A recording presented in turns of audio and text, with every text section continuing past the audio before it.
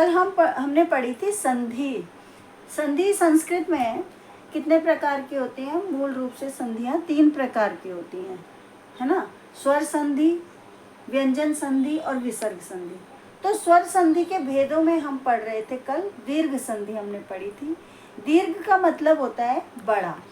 तो इसके उदाहरण जैसे देख लीजिए, मैंने आपको बताए थे स्वर संधि में स्वर कितने होते हैं, स्वर बताए थे अ, आ, ई, उ, ऐसे करके सारे स्वर बताए थे। तो वो स्वर जब मिल जाते हैं तो दीर्घ स्वर बन जाता है। अब इसमें उदाहरण दिया हुआ है दक्षिण प्लस अनयन, अनयनम। तो दक्षिण में यहाँ जो है ण में अ है। अब यहाँ ये समझ लीजिए कि जो व्यंजन होते हैं हमारे, ये व्यंजन है सारे, है ना? व्यंजनों में जब स्वर जुड़ता है तब वो पूरा व्यंजन बनता है, और नहीं तो वो व्यंजन, स्वर के बिना वो व्यंजन अधूरा होता है। जैसे आपको मैं यहाँ समझा देती हूँ। जैसे ये ण है, अब ण ये क्या है? व्यंजन वर्ण है एक। तो व्यंजन वर्ण आ के बिना अधूरा है। अधूरा होगा तो इसमें हलंत लगेगा, हलंत लगाने से ये अधूरा हो गया। अब क्या है, इसमें प्लस अ हमने जोड़ दिया तो इसका ये हलंत हट जाएगा। अब ये पूरा ण कहलाएगा। इसी तरह य है, य में भी अगर हलंत लगा हुआ है तो अधूरा है। आ जब उसमें स्वर जुड़ गया तो वो पूरा का पूरा य बोला जाएगा। इसी तरह व है, व में ई जो है, छोटी ई हमने स्वर है, ये छोटी ई क्या है? स्वर है। तो स्वर हमने जब व में जोड़ दिया तो इसका ये व्यंजन हट जाएगा और व पर ई लगने से वी हो जाएगा। इसी तरह न है, न में व्यंजन लगा हुआ है, यानी कि ये आधा है। अब आधे में अगर हम स्वर जोड़ दें, हर एक व्यंजन में स्वर जुड़ने पर वो पूरा बनता है। तो जैसे जैसे स्वर होंगे वैसे वैसे उसका उच्चारण होगा। अगर ई का स्वर जुड़ता है इसके साथ तो नी आ जाएगा। अब हा है, हा में से व्यंजन हटा देंगे और ई का स्वर जोड़ेंगे तो ही बनेगा। तो इसी तरह से बच्चों यहाँ आपको समझना है दीर्घ संधि, जो स्वर संधि का एक भेद है, उसमें जब हम दीर्घ करते हैं तो कैसे कैसे करेंगे।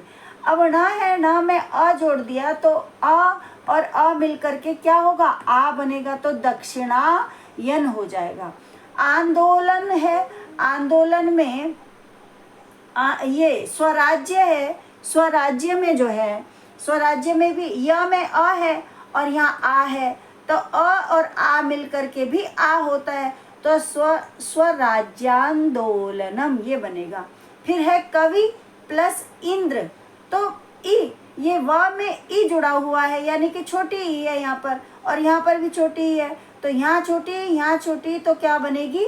बड़ी ई हो जाएगी। बड़ी ई का मतलब दीर्घ बनाना है हमें, दीर्घ संधि है ना ये, तो किसी भी स्वर का हमें दीर्घ कर देना है। जिस तरह मुनि प्लस ईश्वर, तो मुनि में छोटी ई है, इधर बड़ी ई है, तो छोटी ई और बड़ी ई भी मिल करके बड़ी ई बनती है, तो मुनीश्वर। यहाँ है मही प्लस ईश्वर, यहाँ बड़ी ई है, यहाँ भी बड़ी ई है, तो बड़ी ई मिलकर भी बड़ी ई ही बनेगी, तो महीश्वर। इस तरह से ये हो जाएगा संधि। यहाँ है भानु, अब ऊ का है, ऊ की स्वर संधि, ऊ भी तो एक स्वर है ना, तो यहाँ छोटा स्वर ऊ है, यहाँ भी छोटा ऊ है। ये भानु का छोटा ऊ मिलकर, छोटे ऊ से मिलकर बड़ा ऊ बन जाएगा, तो भानुदयः ऐसे बनेगा। फिर लघु है, लघु में भी छोटा ऊ है और इधर उर्मी, उर्मी में बड़ा ऊ है, तो छोटा ऊ और बड़ा ऊ मिलकर के बड़ा ऊ बन जाएगा, तो लघु उर्मी। इस तरह से ये स्वर संधि के, दीर्घ संधि के पूरे उदाहरण आज हमने आपको बना दिए। अगर आपको ये वीडियो अच्छी लग रही हो तो इसे लाइक ज़रूर करना और सब्सक्राइब भी करना बच्चों। धन्यवाद।